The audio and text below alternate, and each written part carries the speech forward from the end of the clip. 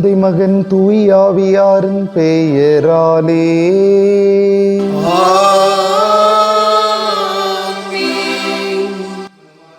நம் ஆண்டவராகிய இயேசு கிறிஸ்துவின் அருளும் கடவுளின் அன்பும் தூய ஆவியாரின் நட்புறவும் உங்கள் அனைவரோடும் இருப்பதாக.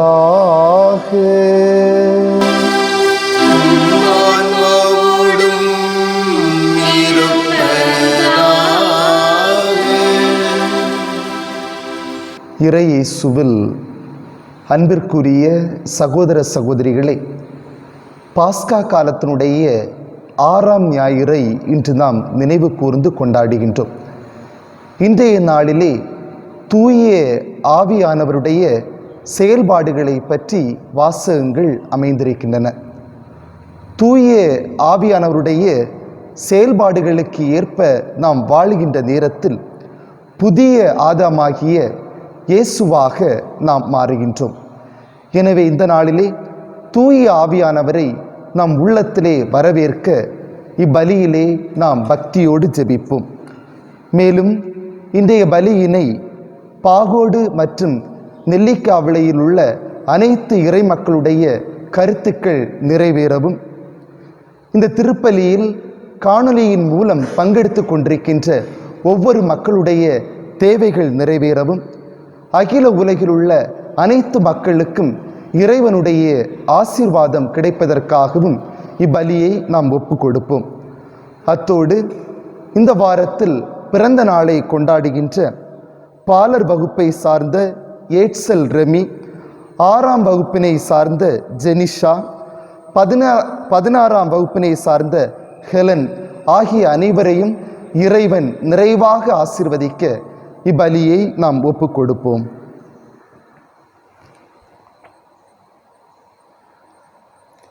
சகோதர சகோதரிகளே, தூய மறை நிகழ்வுகளை கொண்டாட நாம் தகுதி பெறும் பொருட்டு நம்முடைய பாவங்களை ஏற்றுக்கொள்வோம்.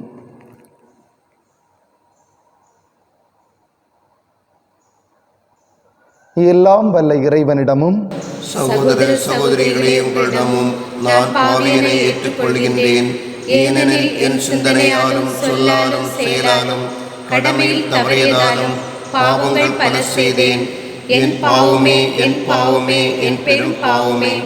ஆகையால் எப்போதும் கன்னியான புனித மரியாவையும் வானதூதர் புனிதர் அனைவரையும் சகோதர சகோதரிகளே உங்களையும் நம் இறைவனாகிய ஆண்டவரிடம் எனக்காக வேண்டிக் கொள்ள மன்றாடுகிறேன்.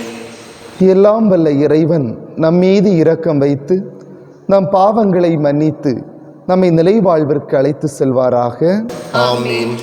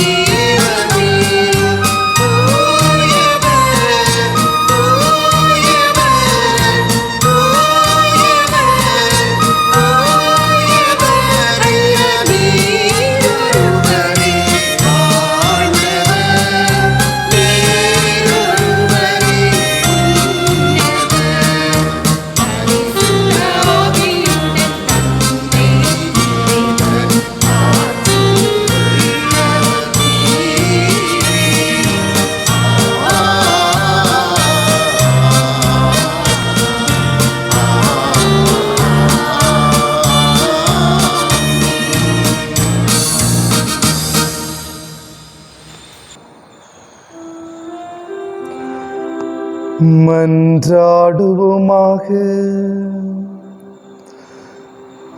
எல்லாம் வல்ல இறைவா, உயிர்த்தெழுந்த ஆண்டவரது மாட்சியின் பொருட்டு பேரின்பத்தின் இந்நாட்களை பொருளுணர்ந்து ஈடுபாட்டுடன் கொண்டாட எங்களுக்கு அருள் புரியும். அதனால் நாங்கள் நினைவு கூர்ந்து கொண்டாடுவதை என்றும் செயலில் கடைபிடிப்போமாக. உம்மோடு தூயாவியாரின் ஒன்றிப்பில் இறைவனாய் என்றென்றும் வாழ்ந்து ஆட்சி செய்கின்ற எங்கள் ஆண்டவரும் கிறிஸ்துவாகிய உம்மை மன்றாடுகிறோம்.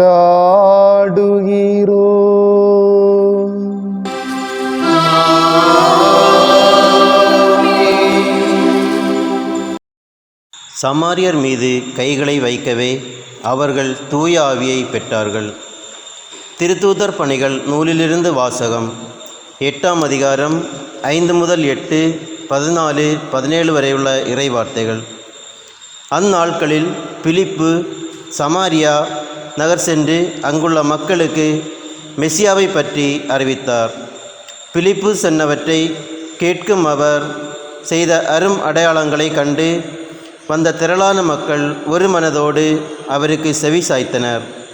ஏனெனில் பலரை பிடித்திருந்த தீய ஆவி அவர்களிடமிருந்து உரத்த குரலுடன் கூச்சலிட்டு கொண்டே வெளியேறின.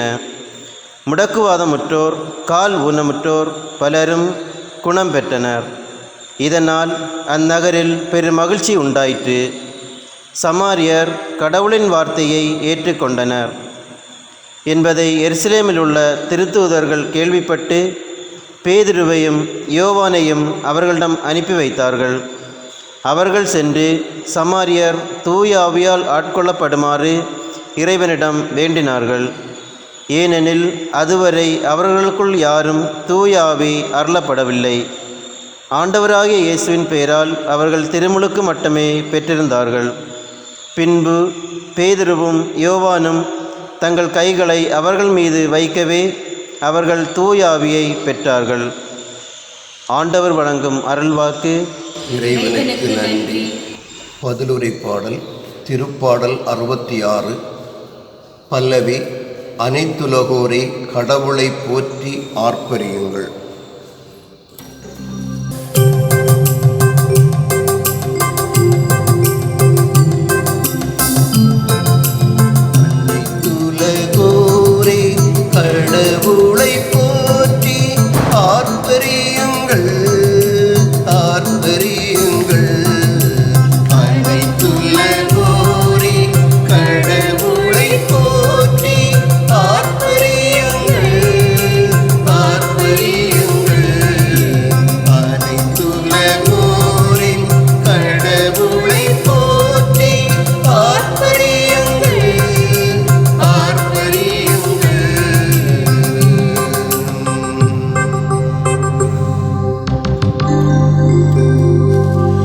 அனைத்துலகோரே கடவுளை போற்றி ஆர்ப்பரியுங்கள். அவரது பெயரின் மாட்சியை புகழ்ந்து பாடுங்கள். அவரது புகழை மேன்மைப்படுத்துங்கள். கடவுளை நோக்கி உம் செயல்கள் எவ்வளவு அஞ்சத்தக்கவை. உமது மாபெரும் ஆற்றலின் காரணமாக உம் எதிரிகள் உமது முன்னிலையில் கூனி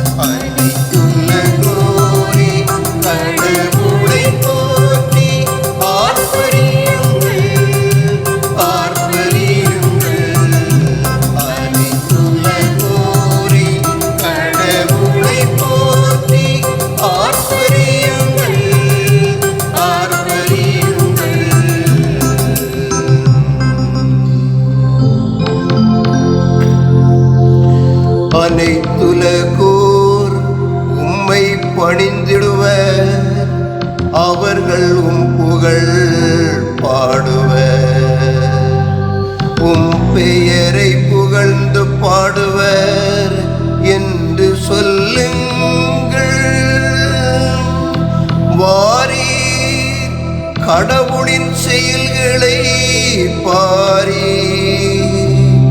அவர் மானிடரிடையே ஆற்றி வரும் செயல்கள் அஞ்சுதற்கு உரியவை.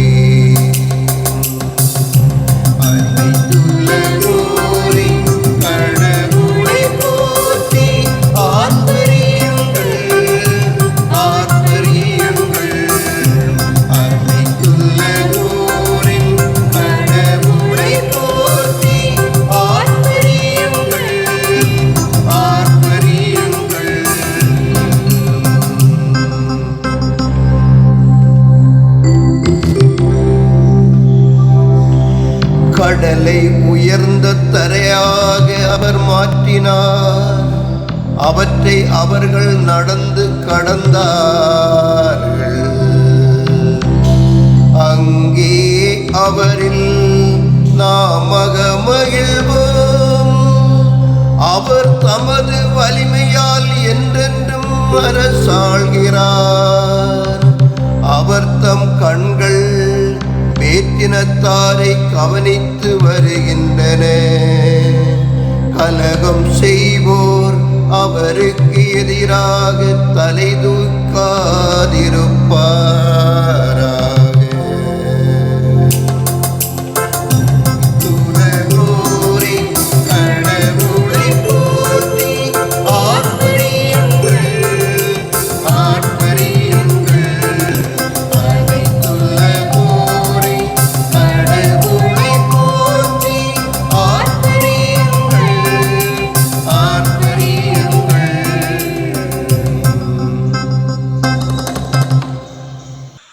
திருத்துதர் பேதுரு எழுதிய முதல் திருமுகத்திலிருந்து வாசகம். அதிகாரம் 3, இறை வசனங்கள் 15 தொடங்கி 18 முடிய. அன்பிற்குரியவர்களே, உங்கள் உள்ளத்தில் கிறிஸ்துவை ஆண்டவராக கொண்டு அவரை தூயவரென போற்றுங்கள். நீங்கள் எதிர்நோக்கி இருப்பதை குறித்து யாராவது விளக்கம் கேட்டால் விடையளிக்க நீங்கள் எப்பொழுதும் ஆயத்தமாய் இருங்கள். ஆனால் பணிவோடும் மரியாதையோடும் விடையளியுங்கள். உங்கள் மனசான்றும் குற்றமற்றதாய் இருக்கட்டும். அப்பொழுது உங்கள் கிறிஸ்தவ நன்னடத்தையை பழிக்கிறவர்கள் உங்களை இழிவாக பேசியதை குறித்து வெட்கப்படுவார்கள். ஏனெனில் தீமை செய்து துன்புறுவதை விட கடவுளுக்கு திருவுளமானால் நன்மை செய்து துன்புறுவதே மேல். கிறிஸ்துவும் உங்கள் பாவங்களின் பொருட்டு ஒரே முறையாக இறந்தார். அவர் உங்களை கடவுளின் கொண்டு சேர்க்கவே இறந்தார். நீதியுள்ளவராகிய அவர் நீதியற்றவர்களுக்காக இறந்தார். மனித இயல்போடு இருந்த அவர் இறந்தார், எனினும் ஆவிக்குரிய இயல்பு உடையவராய் உயிர் பெற்றெழுந்தார். ஆண்டவரின் அருள்வாக்கு. இறைவனுக்கு நன்றி.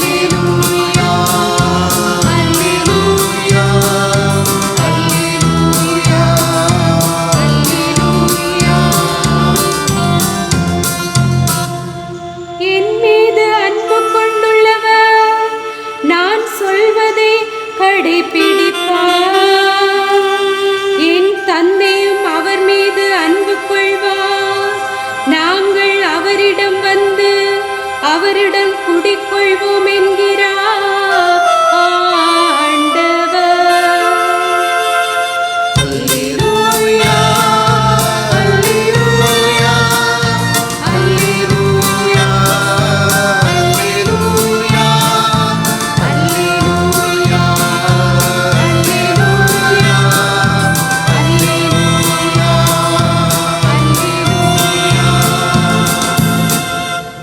ஆண்டவர் உங்களோடு இருப்பாராக. உம்மான்மாவோடும் இருப்பாராக. யோவான் எழுதிய தூய நற்செய்தியிலிருந்து வாசகம். ஆண்டவரே மாட்சி உமக்கே. அதிகாரம் 14, இறை வசனங்கள் 15 முதல் 21 முடிய. அக்காலத்தில் இயேசு தம் சீடரை நோக்கி கூறியது: நீங்கள் என் மீது அன்பு கொண்டிருந்தால் என் கட்டளைகளை கடைபிடிப்பீர்கள். உங்களோடு என்றும் இருக்கும்படி மற்றொரு துணையாளரை உங்களுக்கு தருமாறு நான் தந்தையிடம் கேட்பேன். தந்தை அவரை உங்களுக்கு அருள்வார். அவரே உண்மையை வெளிப்படுத்தும் தூய ஆவியார். உலகம் அவரை ஏற்றுக்கொள்ள இயலாது, ஏனெனில் அது அவரை காண்பதுமில்லை, அறிவதும் இல்லை. நீங்கள் அவரை அறிந்திருக்கின்றீர்கள், ஏனெனில் அவர் உங்களோடு தங்கியிருக்கின்றார், உங்களுக்குள்ளும் இருக்கிறார். நான் உங்களை திக்கற்றவர்களாக விடமாட்டேன், உங்களிடம் திரும்பி வருவேன். இன்னும் சிறிது காலத்தில் உலகம் என்னை காணாது, ஆனால் நீங்கள் என்னை காண்பீர்கள். ஏனெனில் நான் வாழ்கிறேன், நீங்களும் வாழ்வீர்கள். நான் தந்தையுள்ளும் நீங்கள் என்னுள்ளும், நான் உங்களுள்ளும் இருப்பதை அந்நாளில் நீங்கள் அறிந்து கொள்வீர்கள். என் கட்டளைகளை ஏற்று கடைபிடிப்பவர் என் மீது அன்பு கொண்டுள்ளார். என் மீது அன்பு கொள்பவர் மீது தந்தையும் அன்பு கொள்வார். நானும் அவர் மீது அன்பு கொண்டு அவருக்கு என்னை வெளிப்படுத்துவேன். ஆண்டவரின் அருள்வாக்கு. கிறிஸ்துவே உமக்கு புகழ். நாளைய நம்பிக்கை மட்டுமல்ல வாழ்க்கை, நாளையை பற்றிய மர்மங்களும் கூட வாழ்க்கைதான். இயேசுவில் அன்புமிக்க சகோதர சகோதரிகளே, பாசமிகு குழந்தைகளே, நம்பிக்கைதான் வாழ்க்கை. இந்த நம்பிக்கை இருந்தால் இந்த நிகழ்காலத்தில் நாம் தொலைத்துவிட்ட வாழ்க்கையை கூட எதிர்காலத்திலே பெற்றுவிடலாம். நாம் இந்த காலத்திலே இழந்து போன செல்வங்களை எல்லாம் நம்பிக்கை இருந்தால் நாம் பெற்றுக்கொள்ளலாம். இந்த காலத்திலே எவ்வளவுதான் துன்பங்கள் பட்டாலும் நம்பிக்கையோடு இதுவும் கடந்து போகும் என்று நாம் வாழ வேண்டும் என்ற வார்த்தைகள் எல்லாமே நாம் நம்முடைய வாழ்க்கையை நம்பிக்கையோடு அணுக வேண்டும் என்பதற்கான அறிவுரைகள் தான். மறுக்க முடியாது, அவை நமக்கு நிச்சயமாக தேவைதான். ஆனால் ஒவ்வொருவருடைய வாழ்க்கையிலும் அடுத்த நாள் என்பது புரியாத புதிராகவே பிறக்கின்றது. அடுத்த நாளில், அடுத்த தருணங்களில் என்ன நடக்கும், அது எப்படி நடக்கும் என்பது ஒவ்வொருவருக்கும் ஒரு மர்மமாகவே இருக்கின்றது. இந்த மர்மங்கள் பொதிந்த வாழ்க்கையை நாம் யதார்த்தமாக அணுக பழகி கொள்ள வேண்டும். அப்படிப்பட்ட மனநிலை நம்மிடம் இல்லை என்றால், நாம் நம்பிக்கையோடு எதிர்பார்த்து காத்திருக்கக்கூடிய நாட்கள் நமக்கு ஏமாற்றத்தை தருமே என்றால் நாம் ஒடிந்து விடுவோம், நம்முடைய வாழ்க்கையிலே தளர்ந்து விடுவோம். எனவேதான் ஒவ்வொரு எதிர்கால நாட்களையும் அவற்றின் மர்மங்களோடும் புதிர்களோடும் நாம் வாழ கற்றுக்கொள்ள வேண்டும். கடந்த 2016ஆம் ஆண்டு நவம்பர் 8ஆம் தேதி இரவு 8 மணிக்கு நம்முடைய பாரத பிரதமர் நாட்டு மக்களுக்கு ஒரு முக்கியமான உரையை ஆற்றுகின்றார். அந்த உரையிலே இன்று நள்ளிரவு 12 மணி முதல் 500 மற்றும் 1000 ரூபாய் நோட்டுகள் செல்லாது என்று அவர் அறிவித்து விடுகின்றார். இது எதிர்பார்த்து காத்திருந்த ஒரு செய்தி அல்ல. ஒவ்வொரு மக்களுடைய வாழ்க்கையிலும் இது ஒரு மர்மமாகவே இருக்கின்றது. நாளை என்னுடைய மகளுக்கு திருமணம், அதற்காக நான் பணம் சேகரித்து வைத்திருந்தேன். நாளை அந்த பணம் செல்லாதா? சொத்துக்கள் வாங்குவதற்காக நான் பணத்தை கடன் வாங்கி வைத்திருந்தேன், அந்த பணம் மதிப்பிழந்து விட்டதா? என்னுடைய மருத்துவமனை செலவிற்காக பணத்தை வைத்திருந்தேன், அந்த பணத்தினால் பலன் இல்லையா என்று மறுநாள் எழும்பக்கூடிய மக்களுக்கு எல்லாம் அந்த நாளின் செய்தி மர்மமாகவே இருந்தது.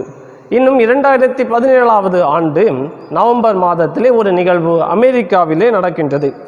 நியூயார்க் பகுதியை சேர்ந்த கேட் மெக்கலூர் என்கின்ற பெண்மணியானவள் ஒரு நெடுந்தூர பயணத்தை மேற்கொள்கின்றாள். அவ்வாறு பயணத்தை மேற்கொள்ளக்கூடிய பொழுது அவள் ஒரு பகுதியிலே, யாருமே இல்லாத பகுதியிலே அவளுடைய வாகனம் நின்று விடுகின்றது. அவ்வாறு நின்று விடுகின்ற பொழுது அவள் அதிலே எரிபொருளை நிரப்புவதற்காக அவளுடைய பர்ஸை தேடுகின்றாள். அவள் பர்ஸை வீட்டிலே வைத்து விடுகின்றாள். கையிலே பணம் இல்லை. என்ன செய்வது? எப்படி நான் பணத்தை விட்டு வந்துவிட்டேன் என்று மர்மத்தோடு அவள் தன்னுடைய வாழ்க்கையை பார்க்கின்றாள். அந்த நேரத்திலே ஒரு பிச்சைக்காரர் கடந்து செல்கின்றார். இவளுடைய இந்த நிலையை பார்த்து தன்னிடமிருந்த பணத்திலிருந்து அவர் எரிபொருளை வாங்கி அந்த பெண்மணிக்கு உதவுகின்றார். அந்த நிகழ்வு அத்தோடு முடிந்து விடவில்லை. அந்த பெண்மணி அவளுடைய வீட்டுக்கு செல்கின்றாள். வலைதளத்திலே இதை பதிவு செய்கின்றாள். ஏறக்குறைய பல்வேறு மனிதர்கள் உதவி செய்கின்றார்கள். 1 கோடி ரூபாய்க்கு மேலாக பணம் வருகின்றது. அதை எடுத்துக்கொண்டு அந்த பிச்சைக்காரரிடம் செல்கின்றாள். அந்த பிச்சைக்காரருக்கு இந்த பெண்மணி யார் என்று கூட நினைவில்லை. அந்த பிச்சைக்காரரிடம் இவள் அந்த பணத்தை கொடுக்கின்றாள். முந்தைய நாள் மறுநாள் உணவிற்கே வழி இல்லாமல் உறங்கிய அந்த பிச்சைக்காரருக்கு இந்த நாள் கோடீஸ்வரன் என்கின்ற ஒரு வாய்ப்பு, மர்மமான வாழ்க்கையாகவே அவருக்கும் அந்த நாள் பிறக்கின்றது. இன்னும் 2020 ஆண்டு ஒரு சில நாட்களுக்கு முன்பாக தேனி என்கின்ற பகுதியில் உள்ள போடி என்கின்ற நகரத்திலே ஒரு இளைஞர் வெளிநாட்டிலிருந்து வருகின்றார் தன்னுடைய வீட்டிற்கு. கொரோனா பாதிப்பு இருப்பதால் அவருக்கு அறிகுறி இருக்கிறதா இல்லையா என்பது கூட தெரியாமல் அவரை தனிமைப்படுத்த அதிகாரிகள் கட்டளையிடுகின்றார்கள். உடனடியாக இவர் குடும்பத்தை பார்க்க வேண்டும், பிள்ளைகளை பார்க்க வேண்டும் என்ற ஆவலோடு வந்தவருக்கு அந்த தனிமைப்படுத்துதல் செய்தி ஒரு மர்மமாகவே இருந்தது. அவரை தனிமைப்படுத்துகின்றார்கள், ஏற்றுக்கொள்ள முடியவில்லை. உடனடியாக அவருடைய வீட்டை விட்டு ஓடி செல்கின்றார். ஓடி செல்கின்ற பொழுது ஒரு வீட்டின் வாசலிலே ஒரு மூதாட்டி, 90 வயது மூதாட்டி படுத்து கிடக்கின்றார். கோபத்திலே அந்த மூதாட்டியினுடைய கழுத்தை கடித்து கொன்று விடுகின்றார்.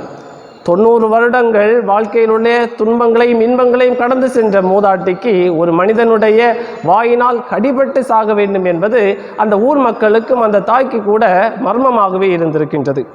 இன்னும் நம்முடைய அரசு 40-45 நாட்கள் குடிக்கக்கூடிய மனிதர்கள் எல்லாம் அரசு டாஸ்மாகை மூடிவிட்டதே என்று மர்மத்தோடு வாழ்ந்து கொண்டிருக்கின்றார்கள். திடீரென்று ஒரு நாள் அரசு அவர்களுடைய மர்மத்தை விலக்கி அந்த மதுக்கடைகளை திறக்கின்றது.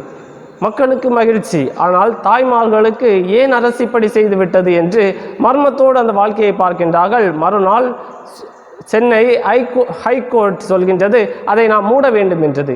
இது இந்த குடிகாரர்களுக்கு ஒரு மர்மமாக இருக்கின்றது. அதே நேரத்தில் அந்த தாய்மார்களுக்கு எல்லாம் அரசினுடைய செயல்பாடு இன்னும் ஒரு மர்மமாக இருக்கின்றது. இப்படி ஒவ்வொருவருக்கும் ஒவ்வொரு நாளும் பல்வேறு மர்மங்களோடு தான் வாழ்ந்து கொண்டிருக்கின்றோம். ஒவ்வொரு மக்களும் பல்வேறு மர்மங்களை எதிர்கொண்டு வாழ பழகி கொள்ள வேண்டும் என்பது இன்றைய நிகழ்வுகள் நமக்கு சுட்டி காட்டுகின்றன.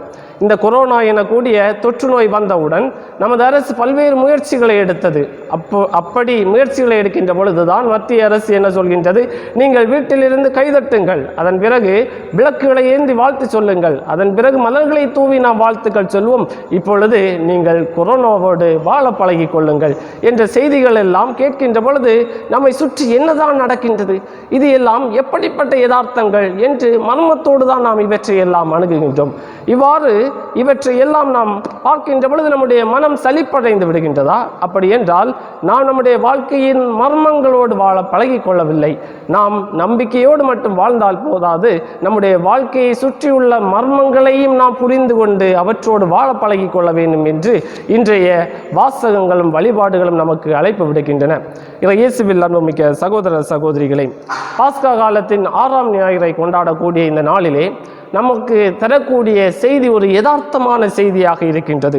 யோவான் நற்செய்தி 14வது அதிகாரம் 15லிருந்து 21 வரை வாசிக்கின்றோம். இதிலே இயேசுவினுடைய சீடர்களுக்கு இயேசு பிரியாவிடை சொற்பொழிவை சொல்லிக் கொண்டிருக்கின்றார். இது இயேசுவினுடைய சீடர்களுக்கு புரியவில்லை, ஒரு புதிராகவே இருக்கிறது. இயேசு ஏன் இப்படி பேசுகின்றார், எதற்காக இப்படி பேசுகின்றார் என்று மர்மங்கள் புதிந்த சிந்தனையோடு தான் அவர்கள் இயேசுவை அணுகி கொண்டிருக்கின்றார்கள். காரணம், பல ஆயிரம் ஆண்டுகளாக யூதர்கள் எப்படியாவது எங்களுடைய வாழ்க்கையிலே புது விடியல் பிறக்கும் என்ற நம்பிக்கையோடு காத்திருக்கின்றார்கள். இன்னும் இயேசுவினுடைய சீடர்கள் கூட பல நூற்றாண்டு காலமாக அவரும் அவருடைய மூதாதைகளும் எங்களை மீட்பதற்காக இஸ்ராயேலுக்கு ஒரு மீட்பர் பிறப்பார் என்ற நம்பிக்கையோடு காத்திருக்கின்றார்கள். அந்த நம்பிக்கையின் பலனாகத்தான் இவர்கள் இயேசுவை பார்க்கின்றார்கள். இயேசு நோயாளர்களை குணப்படுத்துகின்றார், நம்பிக்கை பிறக்கின்றது.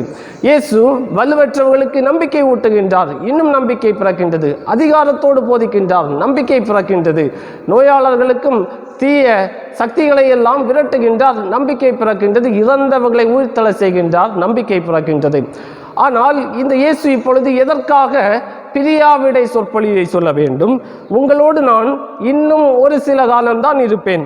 14வது அதிகாரம் 16வது வசனத்திலே சொல்கின்றார், உங்களோடு இன்னும் சிறிது காலம்தான் இருப்பேன், அதன் பிறகு நான் உங்களை விட்டு பிரிந்து செல்ல போகின்றேன், உங்களை திக்கற்றவர்களாக விட மாட்டேன், உங்களுக்கென்று ஒரு துணையாளரை தரப்போகின்றேன் என்று எல்லாம் சொல்கின்றார். எதற்காக இந்த இயேசு இப்படி சொல்ல வேண்டும்? அவருடைய வயதுதான் என்ன, இளம் வயதுதானே, ஏன் இப்படி சொல்கின்றார் என்று அந்த சீடர்கள் குழம்பி போயிருக்கின்றார்கள். இந்த குழப்பத்திற்கு பதில் என்ன? அவர்களுக்கு கிடைக்கவில்லை. ஆனால் நம்பிக்கையோடு வாழ வேண்டுமா என்று அவர்கள் சிந்தித்து கொண்டிருக்கின்ற பொழுதுதான் இயேசுவை யார் யாரெல்லாம் போற்றினார்களோ அதே மனிதர்கள் தூற்றி சிலுவையில் அறைகின்றார்கள். இயேசுவினுடைய சீடர்கள் அந்த மர்மத்தை எதிர்பார்க்காதவர்களாய் சிதறி போகின்றார்கள். அதன் பிறகுதான் இயேசு உயிர்த்தெழுகின்றார். உயிர்த்தெழுந்த பிறகு இவர்களுக்கு தூய ஆவியார், இயேசு சொன்ன துணையாளர் தரப்படுகின்றார். அப்பொழுது அவர்களுக்கு எதிர்பாராத ஒரு துணிவு பிறக்கின்றது. அந்த துணிவோடு தான் இன்றைய முதல் வாசகத்திலே பிலிப்பு சமாரியா நகருக்கு செல்கின்றார். சமாரியாவை பற்றி நமக்கு தெரியும். சமாரியா இயேசுவை கூட ஏற்றுக்கொள்ளாத நகரம். யூதர்கள் அந்த நகரத்திலே காலடி எடுத்து வைக்க முடியாது. ஆனால் பிலிப்பு அங்கே காலடி எடுத்து வைக்கின்ற பொழுது அங்குள்ள நோயாளர்களை அவர் குணப்படுத்துகின்றார். சாதாரண மனிதர் தீய ஆவிகளை விரட்டுகின்றார். இன்னும் அந்த மனிதர்களுக்கு இவருடைய செயல் மர்மமாக இருக்கின்றது. அவரை ஏற்றுக்கொள்கின்றார்கள். ஏற்றுக்கொண்ட பிறகு இந்த செய்தி திருத்தூதர்களாகிய பேதுருவுக்கும் யோவானுக்கும் சொல்லப்படுகின்றது. அவர்களும் மர்மங்கள் நிறைந்தவர்களாய் அந்த மக்களிடம் வந்து தூய ஆவியால் அவர்களுக்கு திருமுழுக்கு கொடுக்கின்றார்கள். ஆக வாழ்க்கையிலே நம்பிக்கை இருக்கும், உள்ளதுதான். ஆனால் அந்த நம்பிக்கையை கள யதார்த்தமான மர்மங்கள் கலந்த புதிரோடு நாம் வாழ கற்றுக்கொள்ளவில்லை என்றால் அந்த நம்பிக்கைகள் ஏமாற்றமடைகின்ற பொழுது, அந்த நம்பிக்கைகள் நமக்கு நிறைவேறாத பொழுது நாம் ஒடிந்து விடுவோம், நலிந்து விடுவோம் என்பதுதான் இந்த செய்தியாக இருக்கின்றது.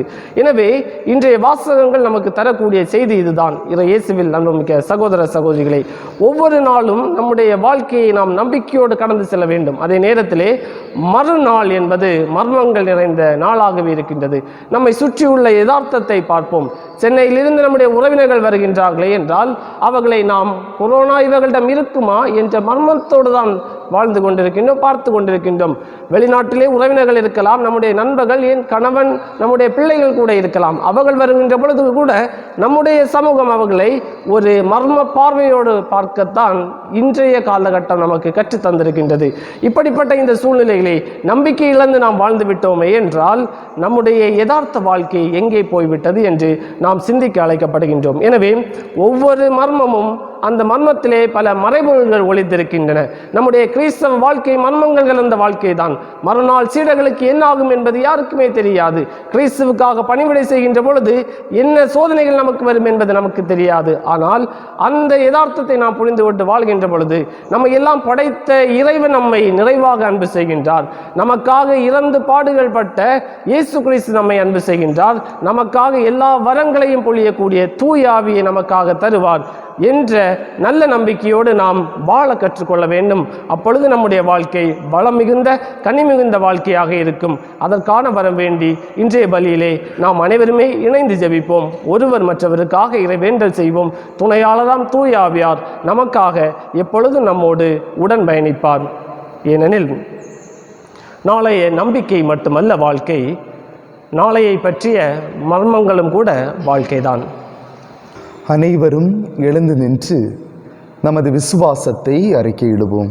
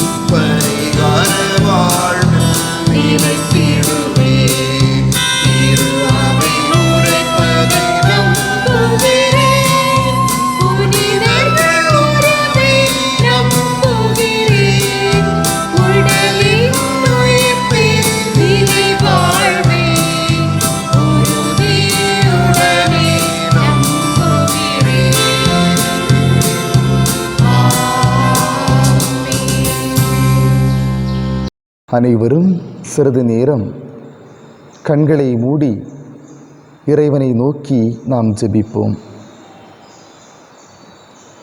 எங்கள் அடைக்கலமும் ஆற்றலுமாக இருக்கின்ற எங்கள் அன்பு ஆண்டவரே, கடந்த ஒரு வாரம் முழுவதும் எமது மக்களை கண்ணன்மணி போல பாதுகாத்தமைக்காக உமக்கு நன்றி கூறுகின்றோம். அன்பு ஆண்டவரே, அன்று பெந்தைகோஸ்தே திருநாளன்று கன்னிமரியாவும் திருத்தூதர்களும் ஜெபித்து கொண்டிருந்த தருணத்திலே உம்முடைய தூய ஆவியாரை அவர்கள் மீது பொழிந்து நலிவடைந்திருந்த அவர்களை திடப்படுத்தியது போன்று இன்று வீடுகளிலே ஜெபித்து கொண்டிருக்கின்ற உம்முடைய பிள்ளைகள் ஒவ்வொருவரையும் திடப்படுத்தி ஆசீர்வதித்தருளும். அன்பு ஆண்டவரே, அதன் வழியாக நாங்கள் எங்களுடைய குடும்ப வாழ்விலும் தனிப்பட்ட வாழ்விலும் ஆன்மீக வாழ்விலும் சிறந்தோங்க செய்தருளும். தூய ஆவியானவருடைய மிக பெரிய பணியாகிய புதுப்பிறப்பு ஆக்குகின்ற அந்த பணியில் எங்களை இணைத்தருளும். அன்பாண்டவரே, நாங்கள் இந்த நாட்களிலே பொருளாதாரத்திலே நலிவடைந்து, கல்வியிலே நலிவடைந்து, எங்களுடைய உடலிலே சோர்விழந்து இருக்கின்றோம். அன்பு ஆண்டவரே, எங்கள் ஒவ்வொருவரையும் புதுப்பிறப்பு ஆக்கியருளும். அதன் வழியாக நாங்கள் இந்த சமூகத்திலே நம்பிக்கையோடு நல்ல ஒரு வாழ்க்கை தொடர்வதற்கு தேவையான ஆசிரை கொடுத்தருளும். உலகம் முடியும் வரை எந்நாளும் நான் உங்களோடு இருப்பேன் என்று கூறிய எங்கள் அன்பு ஆண்டவரே, மர்மங்கள் நிறைந்த இந்த உலகிலே நாங்கள் வாழ்ந்து கொண்டிருக்கின்றோம். கொரோனா தொற்று இன்று மக்களை அதிகமாக பாதித்து கொண்டிருக்கின்ற இந்த தருணத்திலே நாங்கள் ஒவ்வொருவரும் பாதுகாக்கப்படவும், அத்தோடு இந்த நோயிலிருந்து விடுதலை பெறுவதற்காக உழைத்து கொண்டிருக்கின்ற ஒவ்வொருவரும் பாதுகாப்பு பெறுவதற்கு தேவையான அருள் ஆசிரை தந்தருளும். அன்பாண்டவரே, நாங்கள் ஒவ்வொருவரும் எங்களுடைய வாழ்க்கையிலே உமது உடனிருப்பை உணர்த்தியருளும். நீர் எங்களோடு வாழ்ந்து கொண்டிருக்கின்றீர். அஞ்சாதே மகளே, கலங்காதே மகனே, நான் உன்னோடு இருக்கின்றேன் என்கின்ற உடனிருப்பை எங்கள் ஒவ்வொருவருக்கும் உணர்த்தி நாங்கள் நம்பிக்கையோடும் மகிழ்ச்சியோடும் இந்த சமூகத்திலே வாழ்வதற்கு தேவையான அருள் ஆசிரை கொடுத்தருளும்.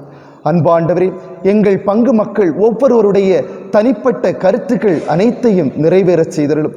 உலக மக்கள் ஒவ்வொருவருக்கும் அமைதியான நிம்மதியான ஒரு வாழ்க்கையினை கொடுத்தருளும். இந்த திருப்பலியிலே பங்கெடுத்து கொண்டிருக்கின்ற, காணொலி வழியாக இந்த திருப்பலியை ஜெபித்து கொண்டிருக்கின்ற ஒவ்வொரு மக்களுடைய தேவைகளையும் நிறைவேற்றி நிறைவான அமைதியான மகிழ்ச்சியான வாழ்வினை ஒவ்வொருவரும் பெற்று இந்த உலகிலே நிம்மதியோடு வாழ வேண்டும் என்று எங்கள் ஆண்டவராகிய இயேசு கிறிஸ்து வழியாக உம்மை பார்த்து மன்றாடுகின்றோம்.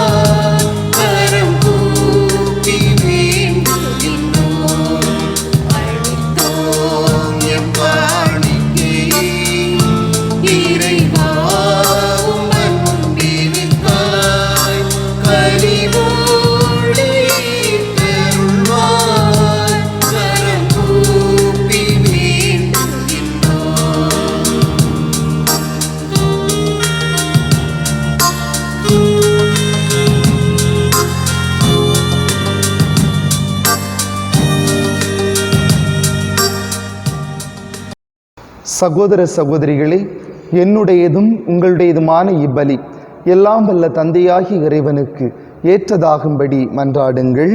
ஆண்டவர் தமது பெயரின் புகழ்ச்சிக்காகவும் மாட்சிக்காகவும் நமது நன்மைக்காகவும் புனித திரு அவை அனைத்து நலனுக்காகவும் உமது கையிலிருந்து பலியை ஏற்றுக்கொள்வாராக. ஆண்டவரே, பலியின் காணிக்கைகளோடு எங்கள் வேண்டல்கள் உம்மை நோக்கி எழுவனவாக. இவ்வாறு நாங்கள் உமது மேன்மையால் தூய்மையாக்கப்பட்டு உமது பேரிரக்கத்தின் அருளடையாளங்களை பெற்றுக்கொள்ள தகுதி பெறுவோமாக. எங்கள் ஆண்டவராகிய கிறிஸ்து வழியாக உம்மை மன்றாடுகின்றோ.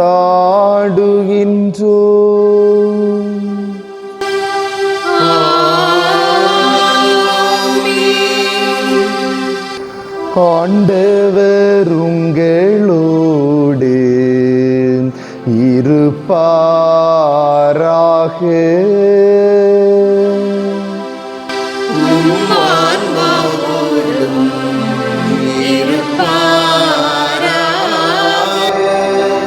இதயங்களை மேலே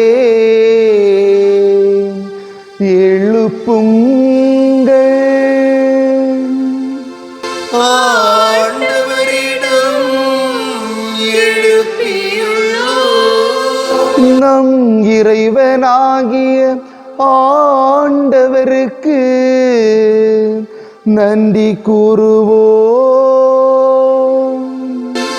அது தகுதியும் நீதியுமானது. ஆண்டவரே தூயவரான தந்தையே, என்றுமுள்ள எல்லாம் வல்ல இறைவா, எங்கள் ஆண்டவராகிய கிறிஸ்து வழியாக எந்நாளும் எவ்விடத்திலும் நாங்கள் உமக்கு நன்றி செலுத்துவது மெய்யாகவே தகுதியும் நீதியும் ஆகும். எங்கள் கடமையும் மீட்புக்குரிய செயலுமாகும்.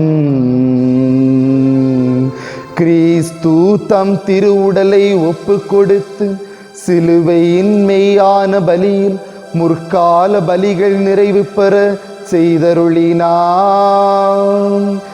எங்கள் மீட்புக்காக அவர் உம்மிடம் தம்மையே கையளித்த போது அவரே குருவாகவும் பலிப்பீடமாகவும் செம்மறியாகவும் விளங்கினார்.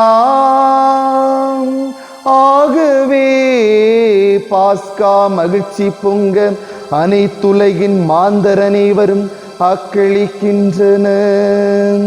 அவ்வாறே ஆற்றல் மிக்கோரும் அதிகாரம் கொண்ட தூதர்களும் உமது மாட்சியை புகழ்ந்து பாடி முடிவின்றி பாடுவதாவது: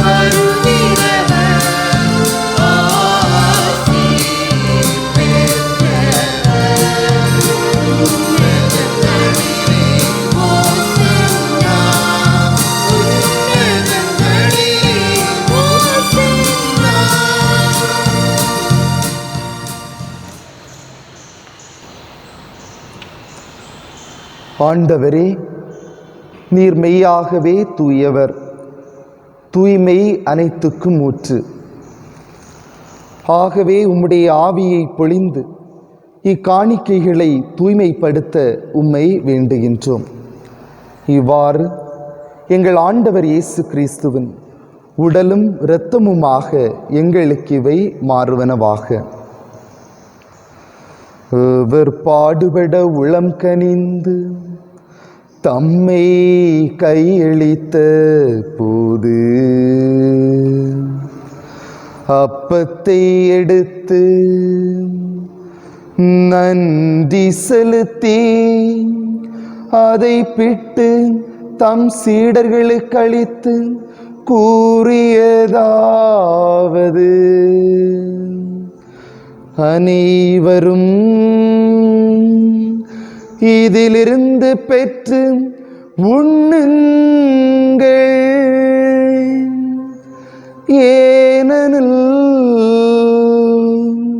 இது உங்களுக்காக கையளிக்கப்படும் என் உடல்.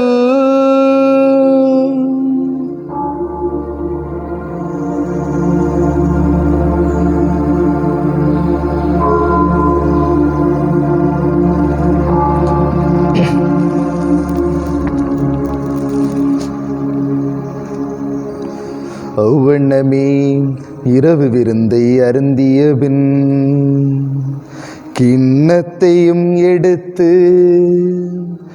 மீண்டும் உமக்கு நன்றி கூறி தம் சீடர்களுக்கு அளித்து அவன் கூறியதாவது: அனைவரும் இதிலிருந்து பெற்று பருகுங்கள், ஏனெனில் இது புதிய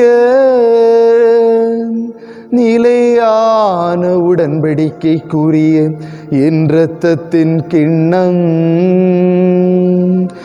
இது பாவ மன்னிப்புக்கென்று உங்களுக்காகவும் பலருக்காகவும் சிந்தப்படும். இதை என் நினைவாக செய்யுங்கள்.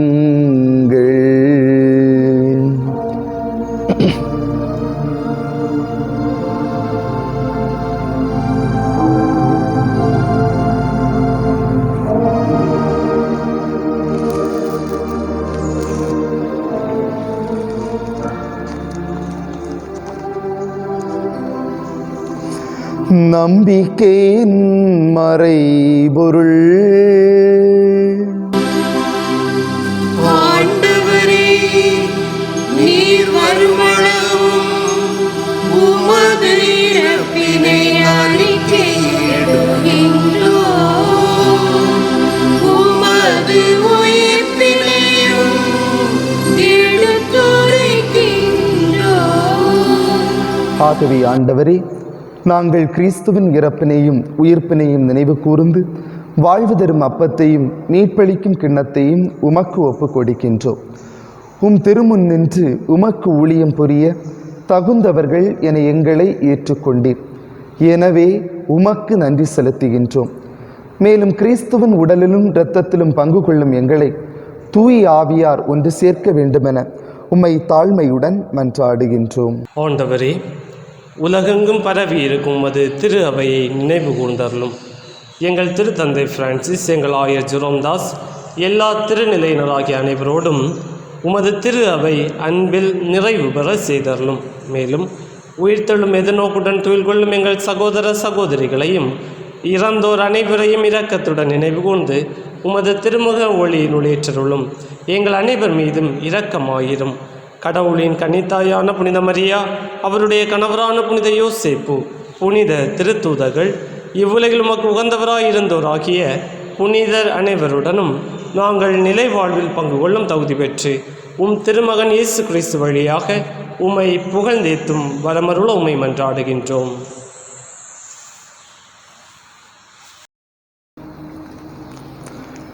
இவர் வழியாக இவரோடு இவரில் எல்லாம் வல்ல இறைவனாகிய தந்தையே, தூய ஆவியாரின் ஒன்றிப்பில் எல்லா புகழும் மாட்சியும் என்றென்றும் உமக்கு உரியதே.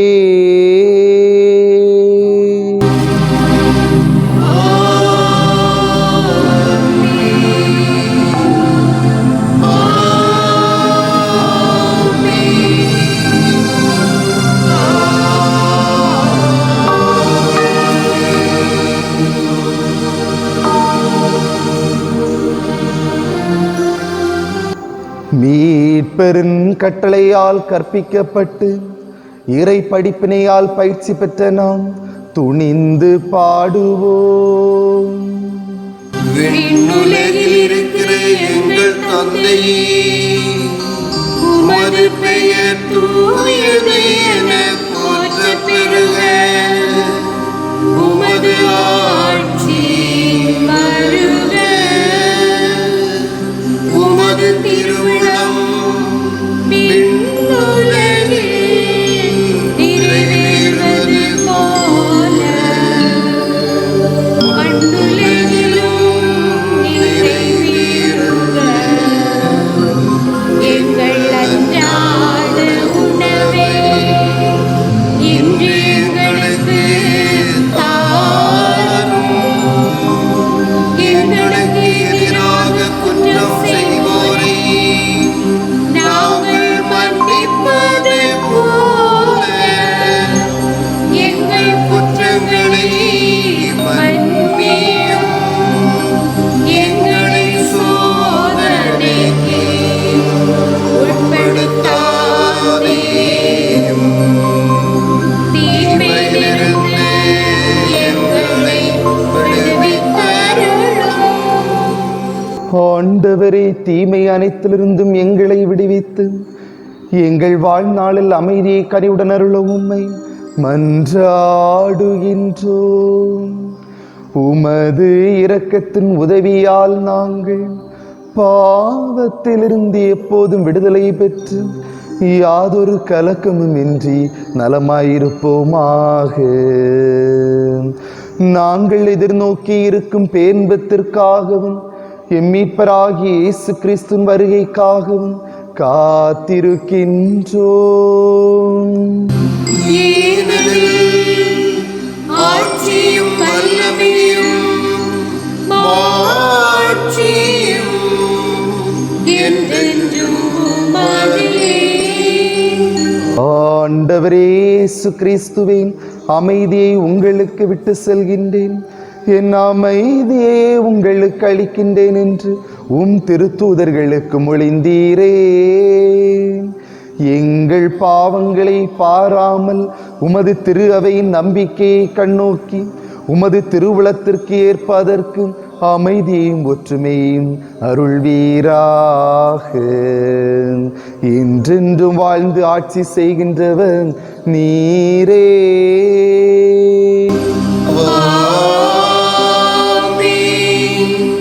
ஆண்டவருடைய அமைதி உங்களோடு என்றும் இருப்பதாக. உம் ஆன்மாவோடும் இருப்பதாக.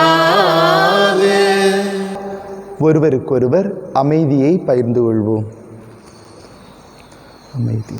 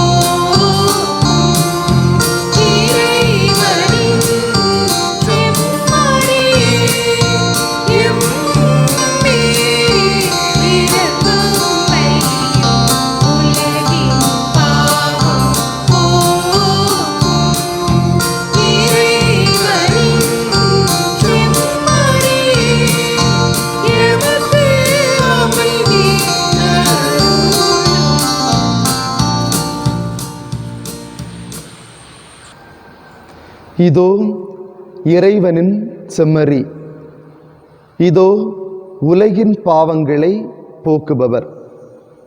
செம்மறியின் விருந்திற்கு அழைக்க பெற்றோர் பேறு பெற்றோர். ஆண்டவரே, நீர் என் இல்லத்தில் எழுந்தருள நான் தகுதியற்றவள். ஆனால் ஒரு வார்த்தை மட்டும் சொல்லியருளும், எனது ஆன்மா நலமடையும்.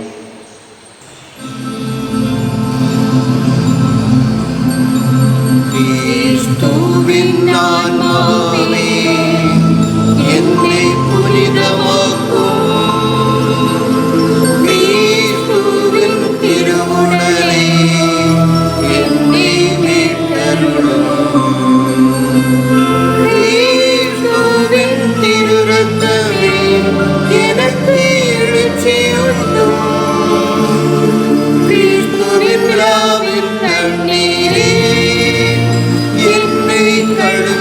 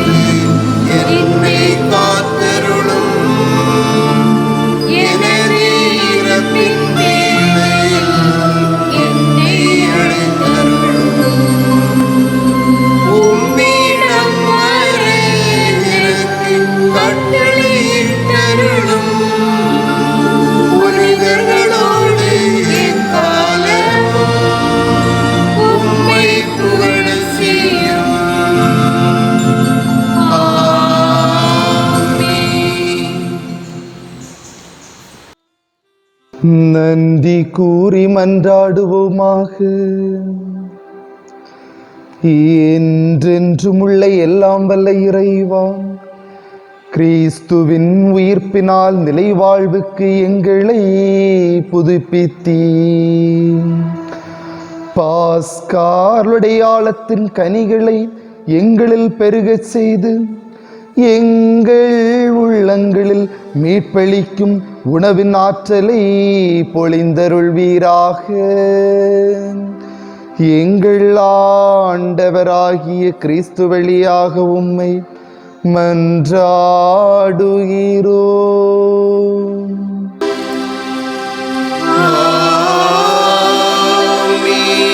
ஆண்டவர் உங்களோடு இருப்பாராக.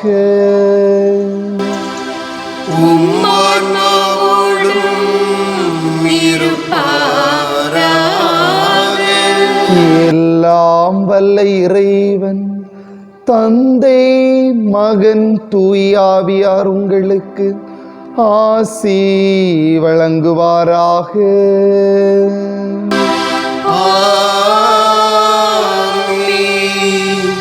உங்களது வாழ்வால் ஆண்டவரை மாட்சிப்படுத்த சென்று வாருங்கள். திருப்பலி நிறைவேறிற்று. அல்லேலூயா அல்லேலூயா.